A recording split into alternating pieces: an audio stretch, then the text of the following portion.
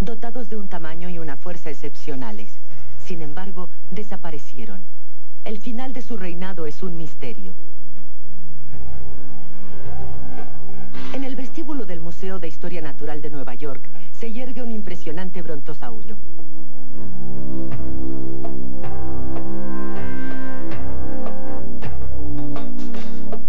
El brontosaurio, cuyo nombre significa lagarto pesado, medía 27 metros de largo y 15 metros de alto, el equivalente a un edificio de 5 pisos.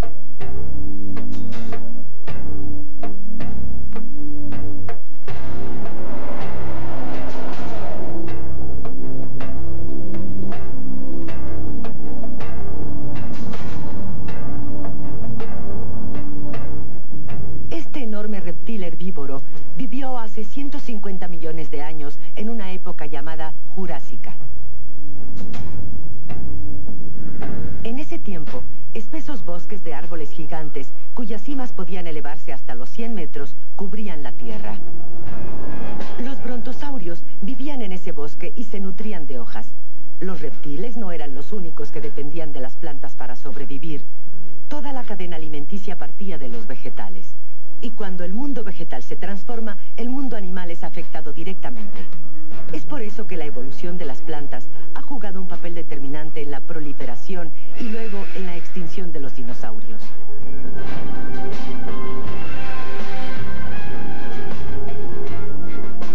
¿Por qué desaparecieron los dinosaurios después de haber reinado en el mundo durante 150 millones de años? Los investigadores exploran una nueva senda que se desprende de esta sencilla observación. La evolución de los dinosaurios en tamaño y en especies cada vez más diferentes se producía cuando simultáneamente las plantas sufrían también grandes cambios. Esa transformación del mundo vegetal parece ser la clave del misterio que rodea la grandeza y la decadencia de los dinosaurios.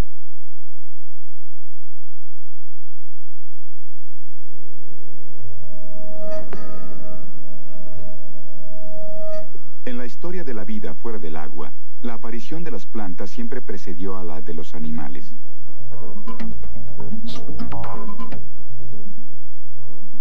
Hace unos 400 millones de años, la vegetación comenzó a aparecer sobre las orillas del mar primigenio. En esa época, la vida sobre la tierra solo era vegetal y ninguna criatura se movía sobre el suelo. Las plantas, a la orilla del agua, comenzaron a crecer y subieron hasta 30 metros para formar bosques gigantescos.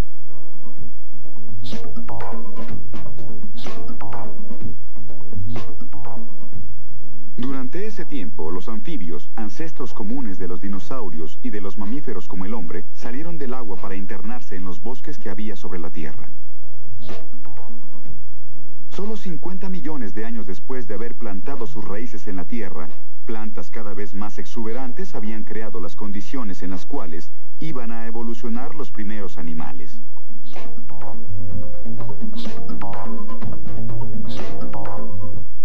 Esos árboles, que ya alcanzaban los 30 metros de alto, pertenecían, como los helechos, al grupo de las pteridofitas, es decir, al grupo de plantas que no tienen flores, ni frutos, ni semillas, y que no pueden prosperar sino en un terreno húmedo. Las pteridofitas, como los helechos, se reproducen gracias a las esporas. Para nacer como para crecer, esos árboles primitivos tenían la necesidad vital de estar al borde del agua.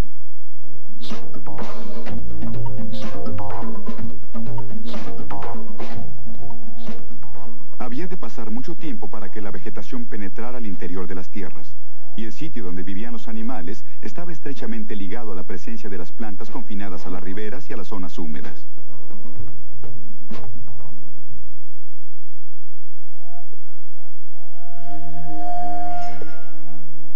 Esta región de Arizona, Badland, Tierra Mala, es una inmensa extensión de arena y rocas.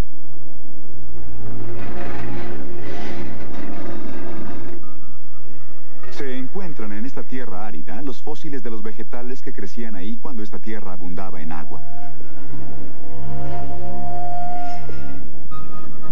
Un árbol gigante de casi 20 metros de alto, con un tronco de 2 metros de diámetro, yace como testimonio olvidado de esa antigua época. A diferencia de las pteridofitas, ese inmenso árbol fue generado por el polen y las semillas.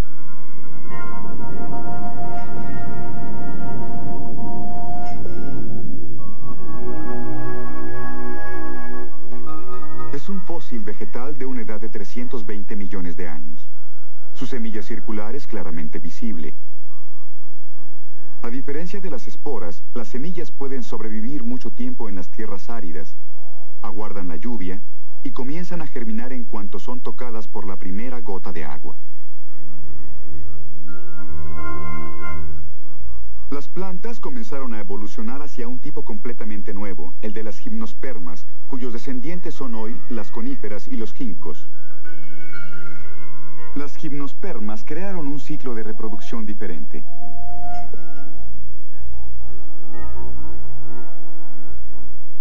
Inventaron la polinización por el viento. En vez de viajar por el agua, su polen se esparce por el aire. Y es el viento el que transporta el polen hasta los óvulos que fecunda.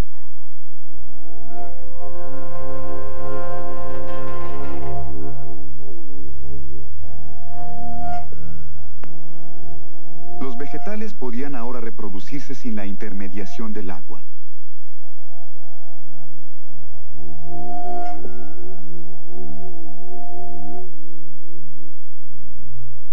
Esta revolución se efectuó hace 230 millones de años, durante el período Triásico.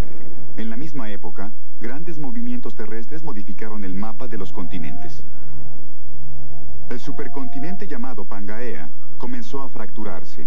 La violenta actividad volcánica que agitaba entonces la Tierra hizo subir una tremenda cantidad de gas carbónico a la atmósfera, de 4 a 8 veces más importante que hoy.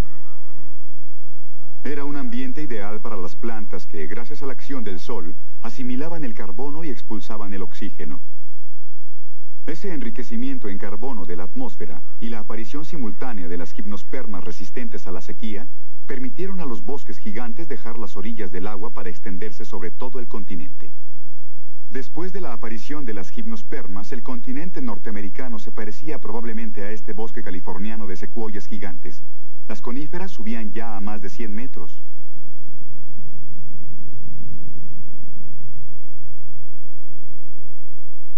A medida que las frondas se espesaban, los árboles se desarrollaban hacia arriba para extender nuevas hojas destinadas a captar la luz solar. La Tierra, que hasta entonces estaba expuesta a la luz directa del sol, se vio gracias a los árboles cubierta de zonas sombreadas.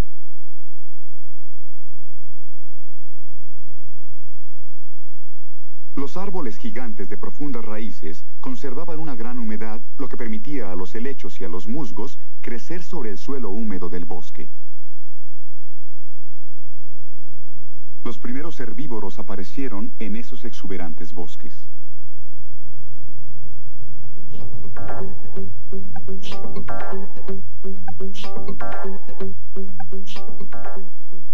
Los primeros reptiles abrieron el camino que condujo a los lagartos y a los cocodrilos de hoy. Otros se cubrieron de pelo y adquirieron características que anunciaban a los mamíferos. Fue entre esos herbívoros que aparecieron los primeros dinosaurios.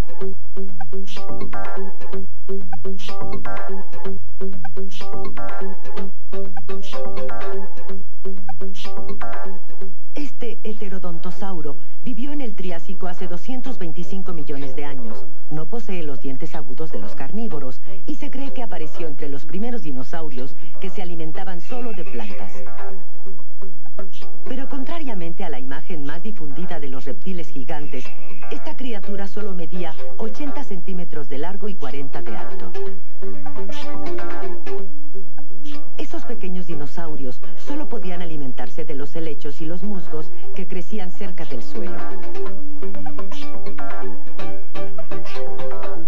Arriba de ellos crecían los follajes densos y espesos de los árboles gigantes.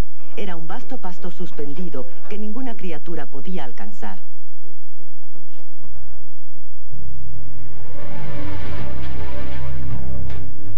El aumento en el tamaño de los dinosaurios les favoreció, ya que eso les permitía acceder al follaje de los árboles.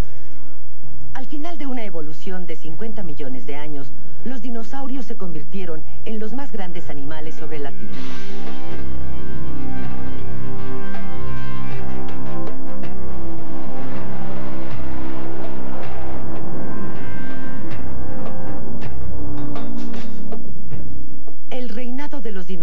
dinosaurios comenzó, por lo tanto, cuando los bosques gigantes cubrían la Tierra.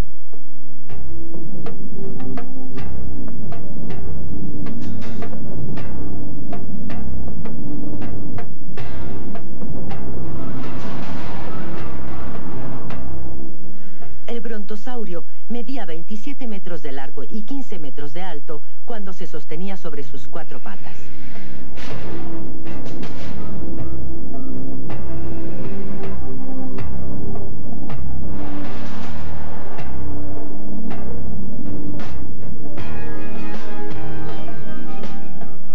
Pero se cree que podía elevarse sobre sus patas traseras para subir la cabeza aún más alto. Las gimnospermas de ese periodo tenían hojas mucho más suaves que las coníferas actuales. Al alargar el cuello, los brontosaurios dominaban la naturaleza hasta las cimas, a donde no podían llegar los otros animales. Ese cuello tan largo solo pudo desarrollarse a condición de no tener una cabeza muy pesada que sostener.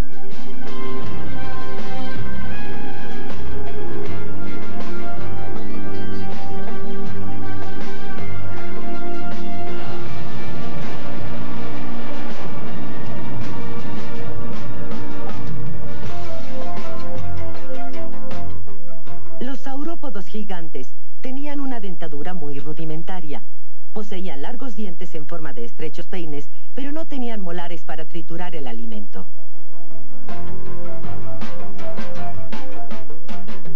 Comparada con su cuerpo, su minúscula cabeza era desproporcionada. No era más grande que la de un caballo actual, y su constitución era tal que no le permitía moler un alimento correoso.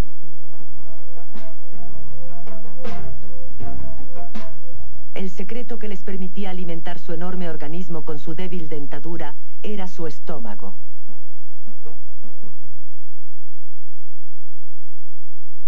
Los dinosaurios vegetarianos del período Jurásico tragaban piedras para ayudarse a moler los vegetales. Los saurópodos no querían hacer pesada su cabeza. Naturalmente, los dientes habrían pesado mucho. Si los saurópodos hubiesen tenido que masticar su alimento en su boca, habrían tenido un problema. Eso les habría obligado a equiparse de una mandíbula dotada de numerosos dientes pesados. Y eso habría provocado un problema de equilibrio con su largo cuello. La solución que encontraron fue tragar piedras que caían seguramente en una molleja o en todo caso al estómago, donde las piedras, al chocar unas con otras, los ayudaban a moler los vegetales.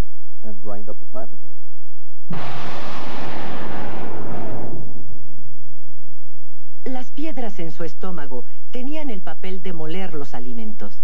Las mandíbulas de los brontosaurios solo les servían para arrancar las hojas antes de tragarlas. Al no desarrollar la carga de su cabeza, su evolución les permitió alargar el cuello. ¿Qué cantidad de alimento podían consumir esos enormes saurópodos? Solo se puede hacer una hipótesis. Pero si nos basamos en la cantidad de alimento ingerido por una tortuga marina gigante o un reptil de gran tamaño, se puede calcular que un solo dinosaurio consumía entre 600 kilogramos y 1 tonelada de vegetales por día.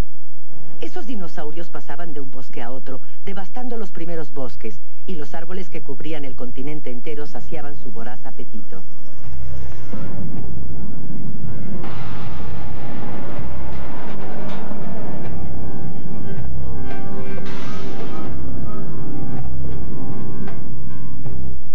Hacia el final del Jurásico, el seismosauro, el brontosaurio, el diplodocus, el brachiosaurio y más de 10 variedades de saurópodos gigantes dominaban el continente norteamericano. Al mismo tiempo, este periodo vio aparecer y evolucionar una gran diversidad de dinosaurios carnívoros que atacaban a los herbívoros. Los bosques de árboles gigantes alimentaban por lo tanto directamente a las especies vegetarianas e indirectamente a todos los dinosaurios carnívoros del Jurásico. Pero los dinosaurios no eran los únicos animales cuya vida dependía de las plantas.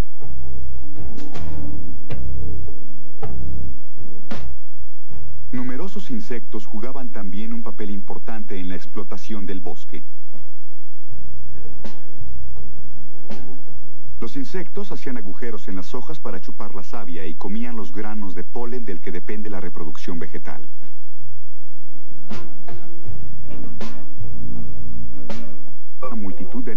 vegetarianos.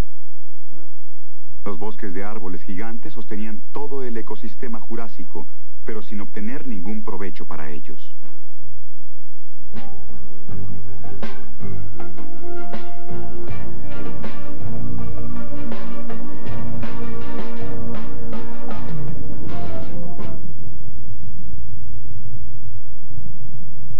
No obstante, a pesar de que los dinosaurios cada vez más grandes seguían reinando, los vegetales dieron un nuevo paso en su evolución.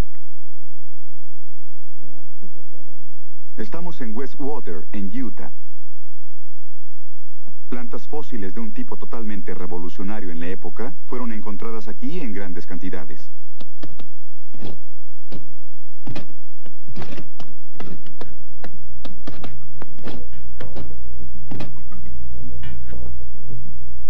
Ni pteridofitas como los helechos, ni gimnospermas como los pinos. La nueva forma tiene hojas ovales. Este nuevo grupo de plantas logró una importante brecha evolutiva que trastornó el mundo vegetal.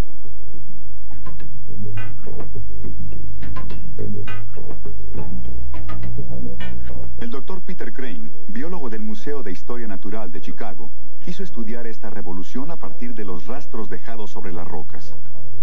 Las piedras son lavadas en agua varias veces y después son disueltas gradualmente en un ácido ligero que separa la roca del fósil vegetal.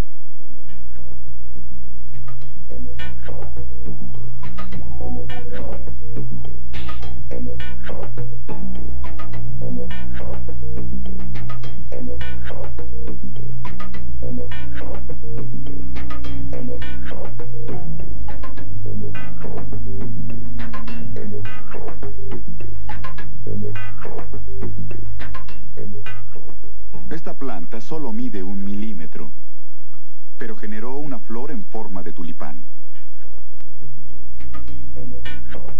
El nacimiento de las plantas de flor fue una verdadera revolución en el mundo vegetal.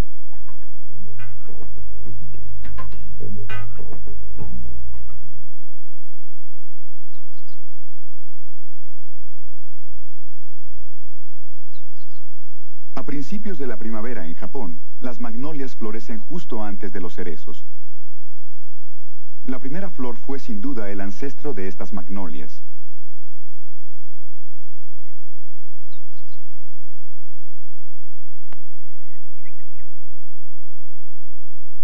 Al mirar en el interior de la hoja, vemos un minúsculo coleóptero dorado que acaba de salir de su estado larvario.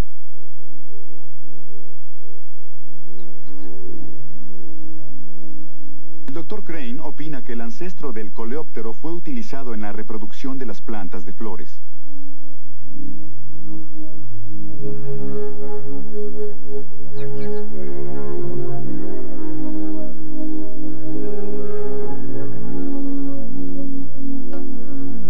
Los granos de polen de la flor caían sobre el suelo del bosque como nieve.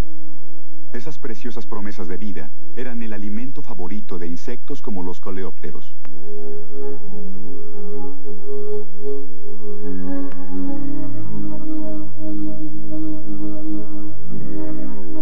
Un día, probablemente, un poco de polen quedó sobre las patas de un coleóptero que acababa de terminar su comida.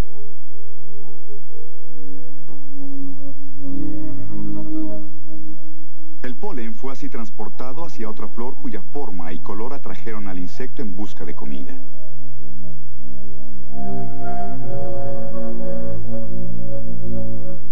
La creación de una vida vegetal, gracias a la intervención de un insecto, fue la primera aportación animal al mundo de las plantas. Hasta entonces los vegetales solo alimentaban a las otras criaturas sin recibir nada a cambio.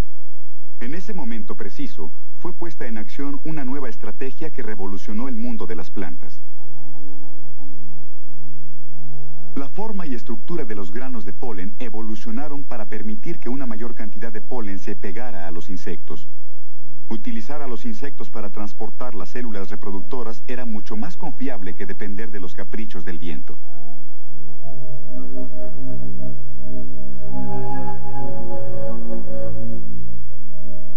Las plantas, cuya reproducción dependía de la dispersión en el aire de grandes cantidades de polen, comenzaron a darles colores llamativos a las hojas que rodeaban sus estambres. y rivalizaron en inventiva para seducir a los insectos. Fue de esa coquetería vital que nacieron las plantas de flor o angiospermas. Después de no haber sido sino las proveedoras de alimento para los animales, las plantas, al dotarse de flores, crearon con los insectos una relación de sociedad.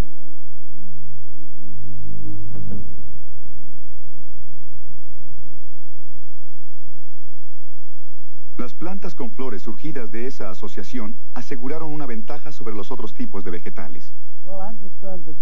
Las angiospermas son espectaculares, pero sobre todo, se logran sumamente bien. ¿A qué deben ese gran éxito? Hay varias razones para eso. La flor, la transformación biológica de la reproducción y la interacción con el mundo de los insectos son razones importantes para ese éxito. Pero una de las razones es sencillamente la rapidez de su ciclo de reproducción. Las angiospermas crecen más rápido y llegan a su madurez más rápidamente. Las gimnospermas, como los cedros y los pinos, habían logrado colonizar las tierras áridas al adoptar la polinización por el viento. Pero cuando el polen llegaba al óvulo, todavía había que esperar entre 6 meses y 1 año para que terminara el proceso de evolución.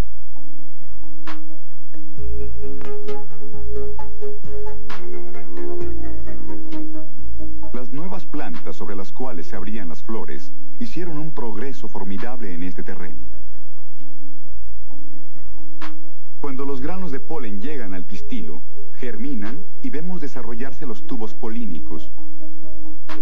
La fertilización a la que asistimos aquí no dura más de 3 minutos después de la llegada del polen. Las más lentas pueden durar 24 horas.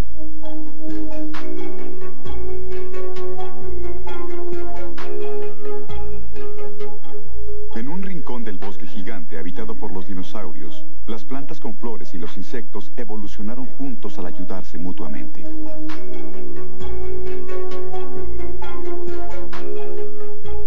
Muy pronto las plantas con flores comenzaron a producir néctar, una recompensa mucho más atrayente que el polen. Entonces los nuevos insectos libadores del néctar, como las abejas y las mariposas, pudieron proliferar. Esta planta está emparentada con el jengibre. Solo cierto tipo de abeja, cuya lengua es muy larga, es capaz de abrir sus pétalos. Cuando la abeja penetra en la flor, el polen se pega en su cabeza. Es así como el polen viajará hacia otras flores. A cambio, esta abeja es la única que puede aprovechar el néctar de esta planta, que es impenetrable para los otros libadores. Así se estableció una curiosa relación de servicio recíproco entre una planta con flor y una especie de insecto.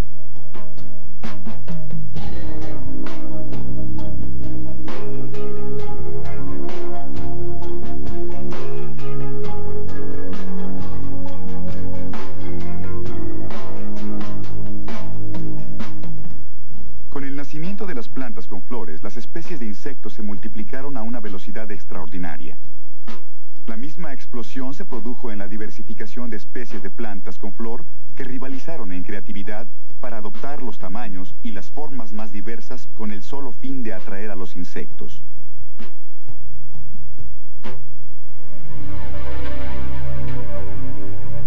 Al principio del Cretáceo, las plantas con flores aparecieron en el continente norteamericano alrededor del Ecuador. Se reprodujeron rápidamente y comenzaron a dominar las regiones tropicales, empujando a las gimnospermas, es decir, las coníferas, hacia el norte.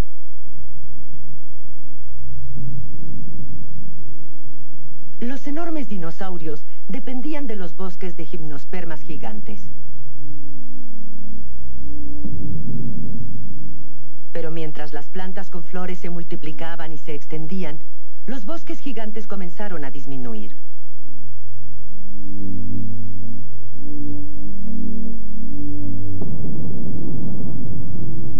Los dinosaurios serían capaces de cambiar de alimentación para pasar de las gimnospermas a las angiospermas. Las plantas no pueden evolucionar sin afectar a los animales de los cuales son el alimento. El doctor Carl Niklas, biólogo de la Universidad Cornell, estudió la diversificación y decadencia de las especies animales en relación con la evolución de las plantas. Ha coleccionado más de 18.000 especímenes de vegetales fósiles recogidos en todas las regiones del mundo que abarcan el periodo que va de la primera aparición de las plantas terrestres hasta el final de la era de los dinosaurios. Esos fósiles de plantas narran la aventura de su llegada sobre la Tierra, de su crecimiento en tamaño y de su expansión hacia las tierras áridas. Otros fósiles narran la historia de los animales que parecen evolucionar siguiendo a las plantas. El doctor Niklas opina que los importantes cambios en la vegetación pudieron poner en peligro la misma existencia de los animales. Las gimnospermas, por su propia naturaleza, crecen más lentamente y tardan más tiempo en reproducirse. Seguramente han ocupado medios ecológicamente estables. Y fue seguramente en esos sitios donde los dinosaurios también se adaptaron mejor. Pero con la transformación de la flora, las angiospermas habían comenzado a invadir los bosques y las praderas. Los dinosaurios sufrieron para procurarse su alimento básico, que desaparecía poco a poco. La transformación del mundo vegetal ciertamente jugó un papel fundamental en la desaparición de los dinosaurios.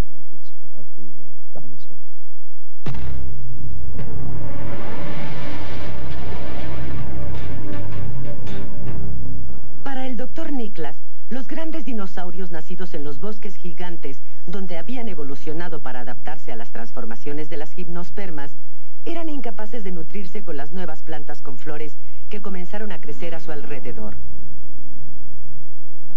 Al disminuir los bosques gigantes que eran su pastura, los dinosaurios, cuyo apetito necesitaba enormes cantidades de hojas, sufrieron probablemente por falta de alimento. El doctor Niklas ha constatado que las coníferas comenzaron a producir hojas más resistentes y los dinosaurios tuvieron mucha dificultad para arrancarlas con sus débiles mandíbulas.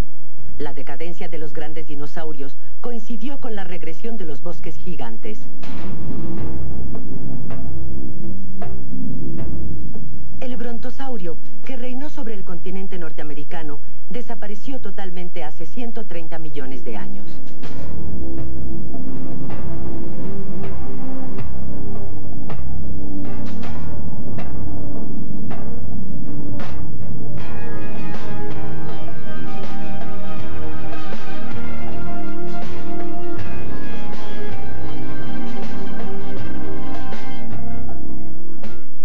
Durante el período Jurásico, existían más de 10 especies de grandes dinosaurios sobre el continente norteamericano. Pero en el Cretáceo, cuando las plantas con flores comenzaron su espectacular conquista del paisaje, todas las especies, excepto una, habían desaparecido. El paraíso de los dinosaurios gigantes del Jurásico era ya un paraíso perdido.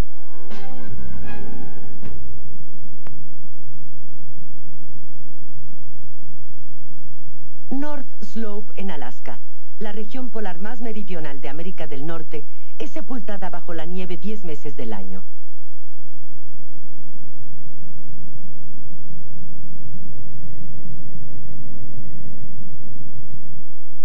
Hacia fin de año, el doctor Ralph Taggart y su equipo de la Universidad de Michigan llegaron a North Slope.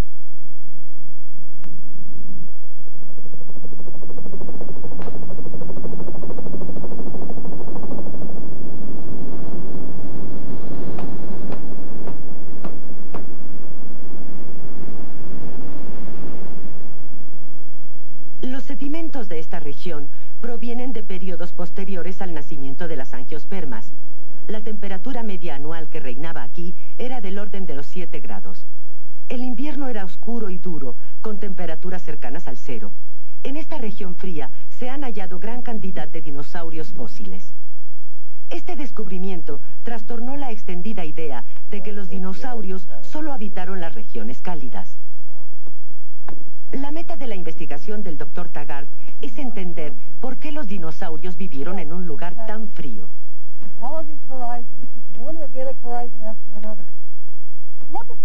Mira esto, es otra vértebra. Es verdaderamente asombroso.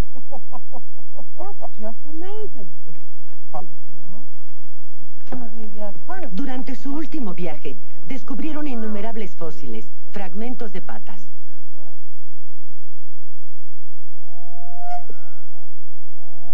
El dinosaurio descubierto en Alaska era vegetariano. Lo llamaron Edmontosauro.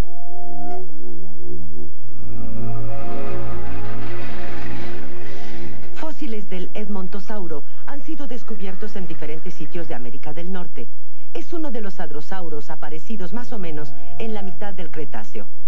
Era un nuevo tipo de dinosaurio herbívoro que parecía llamado a reemplazar a los saurópodos de mayor tamaño como el brontosaurio. Con un cuerpo de 13 metros de largo, era mucho más pequeño que el brontosaurio. ¿Por qué este rebaño de edmontosauros fue descubierto en un lugar frío como Alaska y no en las regiones más cálidas?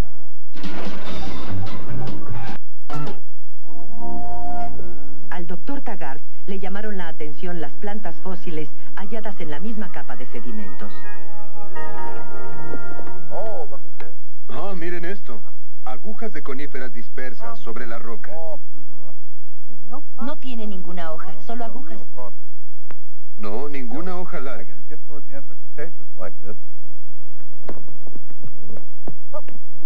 Mira estas agujas, es realmente asombroso. Hay miles. Debe haber existido un enorme bosque de coníferas. Más del 90% de las plantas fósiles descubiertas en estos sedimentos eran coníferas como el metasequoia. En otras palabras, casi todas eran gimnospermas. El edmontosauro se nutría entonces, según parece, de gimnospermas.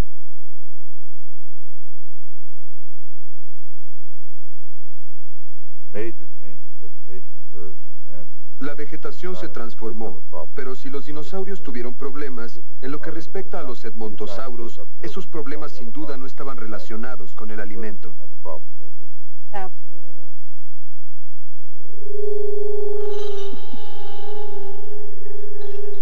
Las angiospermas aparecidas durante el Cretáceo en las regiones ecuatoriales cálidas se extendieron rápidamente. Su proliferación empujó hacia el norte a las gimnospermas, sobre todo a las coníferas.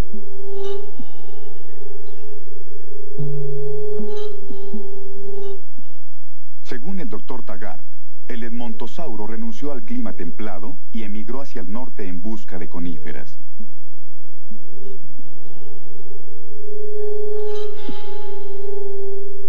El edmontosauro descubierto en las tierras heladas de Alaska fue tal vez, igual que las coníferas, desterrado de las regiones más clementes por la expansión de las plantas con flores.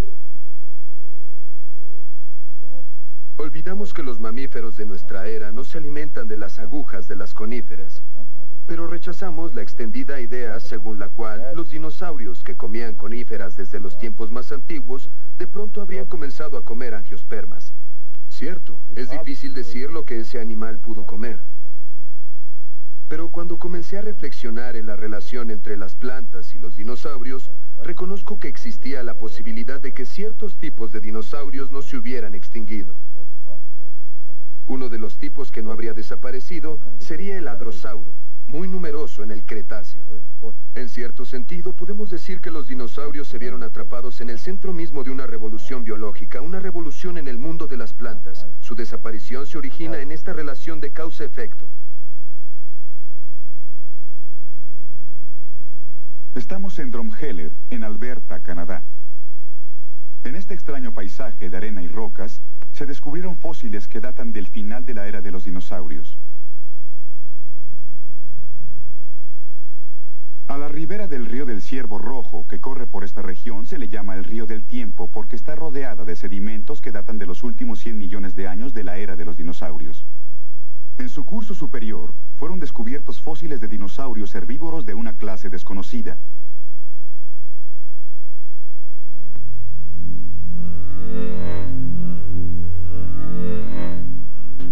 Este dinosaurio llamado Triceratops, que significa de 3 cuernos, era uno de los ceraptosianos o dinosaurios con cuernos, la especie más numerosa del Cretáceo superior.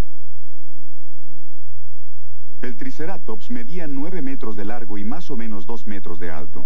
Cuando bajaba la cabeza, se parecía a un rinoceronte.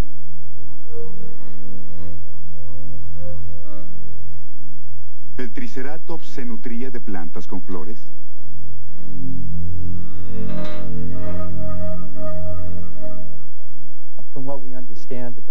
Según lo que sabemos de ese grupo de animales, eran relativamente pequeños. Se desplazaban en enormes rebaños muy parecidos a nuestro ganado. Todo lo que vemos sugiere que se alimentaban de la vegetación a ras del suelo. Hacia el final del Mesozoico, durante el periodo del Cretáceo, esta vegetación debió ser de angiospermas, plantas con flores. Los ceraptosianos comían, comían y comían mientras se desplazaban sobre su territorio, agotando toda la vegetación durante su migración.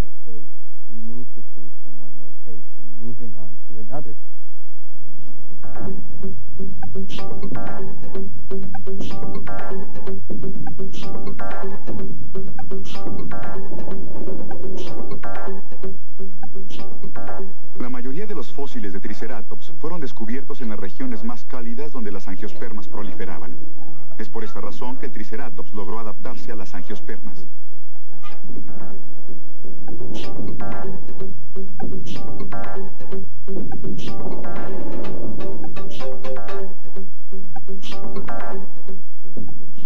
Entre todos los dinosaurios que siguieron buscando su subsistencia en las coníferas, solo uno se mostró capaz de nutrirse de las plantas con flores.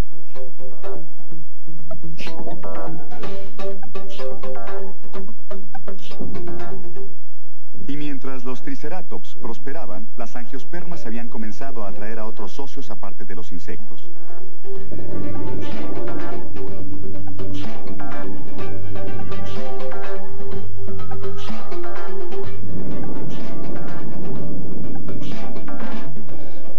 Tal vez una noche en el Cretáceo, al pie de los Triceratops dormidos, unos mamíferos, nuestros ancestros, comenzaron a activarse.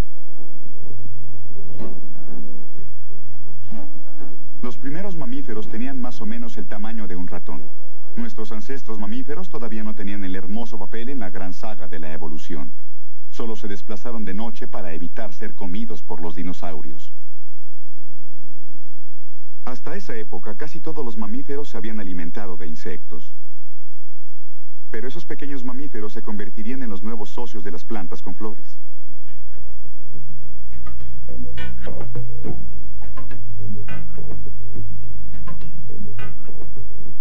El Dr. Van Barren, de la Universidad de Chicago, estudia los mamíferos que vivían en la época de los dinosaurios.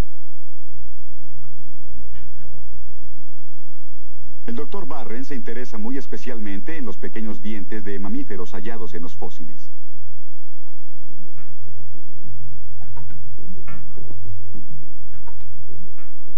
Estos son los dientes de mamíferos del Triásico que se alimentaban de insectos. Dientes estrechos, en forma de uñas, colocados más bien lejos unos de otros. Y estos son los dientes de los mamíferos del final del Cretáceo. Los dientes se hicieron más cortos y crecen más cerca unos de otros.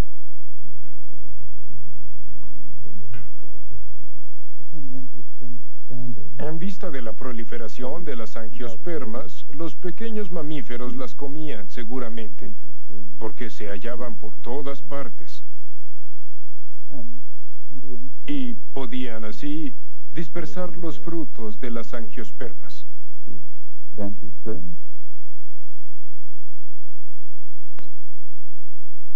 Es el principio del verano en la península de Noke en Hokkaido, la isla más meridional de Japón.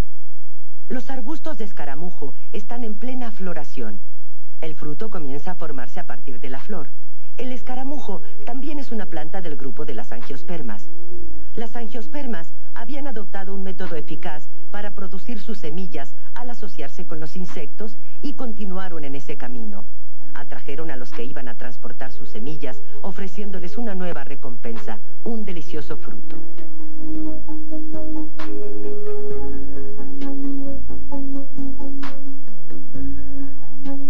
Los animales que mordieron sus frutos azucarados son los mamíferos que escupen las semillas al comer el fruto o bien las tragan y las arrojan más tarde en sus excrementos. Las semillas pueden germinar entonces lejos de la planta madre.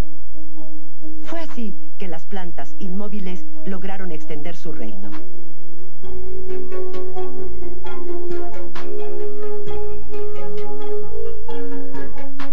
El fruto era un excelente alimento para los mamíferos.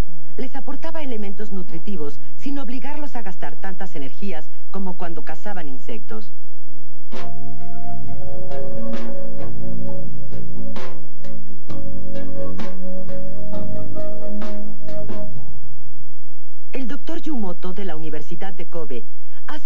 observaciones sobre el terreno, sobre todo en el sureste de Asia y en África.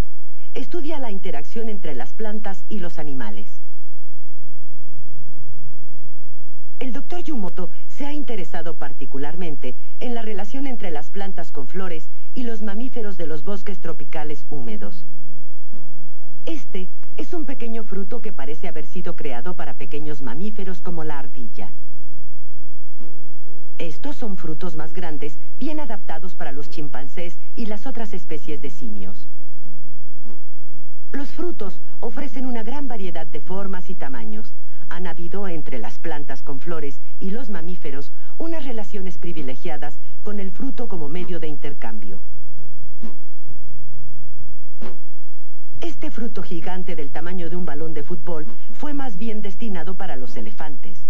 Entonces, podemos deducir que las plantas con flores también habían producido un fruto adaptado a los dinosaurios herbívoros. Si los dinosaurios hubiesen sabido vivir en simbiosis con las plantas, al diseminar sus semillas y contribuir a su ciclo de reproducción, las plantas habrían hecho seguramente un esfuerzo de adaptación para producir frutos más grandes, para que sus semillas fueran diseminadas más eficazmente por los dinosaurios. Pero nada indica que haya habido una relación de esa clase entre el mundo de los dinosaurios y el mundo de las plantas. Mientras que las angiospermas establecieron relaciones íntimas con los mamíferos o el mundo de los insectos, de ahí la aparición del polen, es muy probable que los dinosaurios se hayan apartado y que hayan perdido su lugar en el sistema ecológico.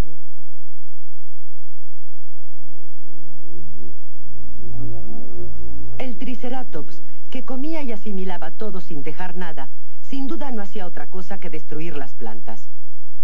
Durante ese tiempo, los mamíferos establecieron con las plantas una estrecha relación simbiótica de la que ambos socios sacaban beneficios. El río del tiempo nos cuenta el destino del Triceratops, que no podía seguir asolando las plantas sin dar nada a cambio.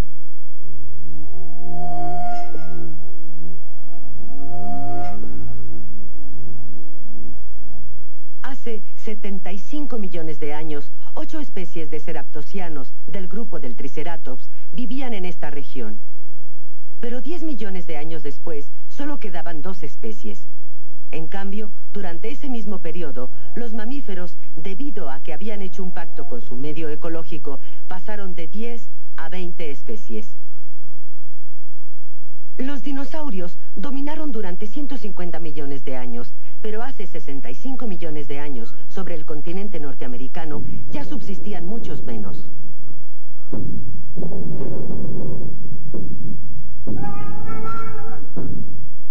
En la misma época, una catástrofe cósmica les dio tal vez el golpe fatal.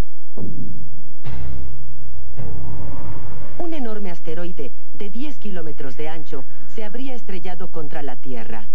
De eso hace 65 millones de años.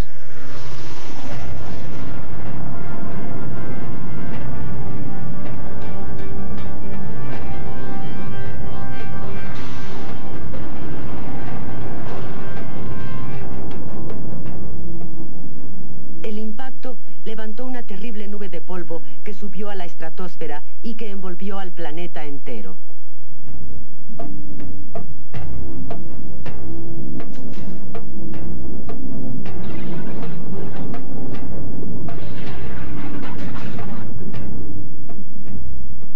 La colisión entre la Tierra y el asteroide había sumido a nuestro mundo en una interminable noche de invierno.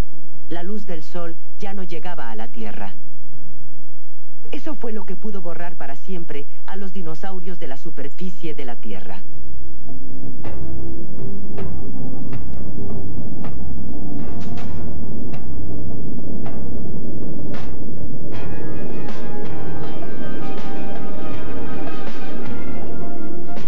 Nuestros ancestros mamíferos que eran pequeños lograron cruzar esa era de tinieblas.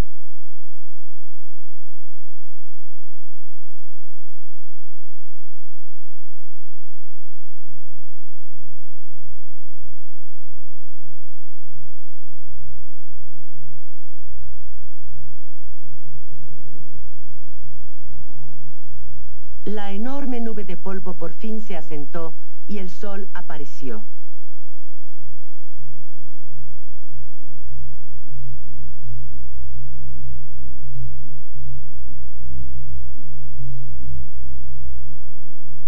Los mamíferos habían sobrevivido. Es una prueba. Mientras que todos los dinosaurios habían desaparecido, nuestros ancestros mamíferos, que habían hecho una alianza con las plantas con flores, sobrevivieron. Y gracias a eso, seguían aquí cuando la Tierra entró en una nueva era.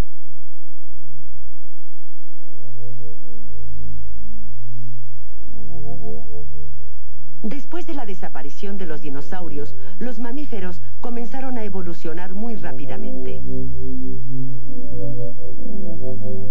Las plantas con flores se afanaron en producir frutos de una gran diversidad, y al mismo tiempo aparecieron los ancestros de los primeros simios. Los primates que conducirían al hombre habían nacido. El nacimiento del hombre se remonta al contrato efectuado entre las plantas con flores en la época de los dinosaurios.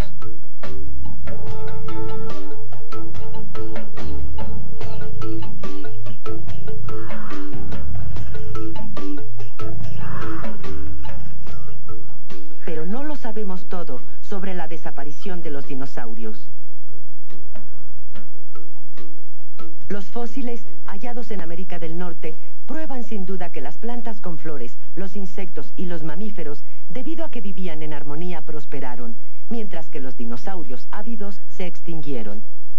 Es posible que los dinosaurios no hayan encontrado un lugar en el nuevo equilibrio ecológico creado por la sociedad entre las plantas con flores, los mamíferos y los insectos.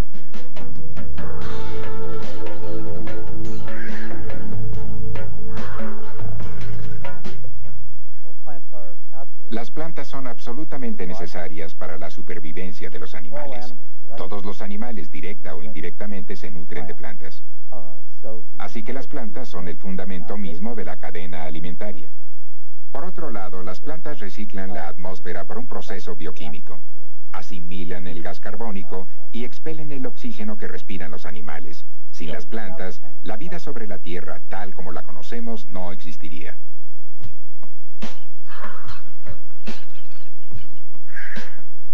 Vistas desde el exterior, las plantas parecen muy tranquilas bajo el sol. Pero en el interior, sus células están en plena actividad. Al utilizar la luz del sol, producen, por fotosíntesis, la base de nuestro alimento. Este notable sistema, que ni siquiera las tecnologías más avanzadas logran reproducir, les permite a todos los animales vivir desde hace 400 millones de años.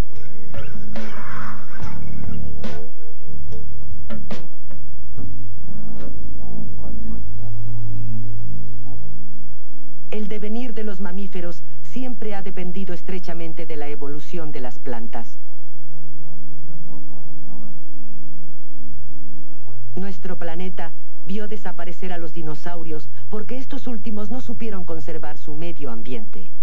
Es una lección para recordar.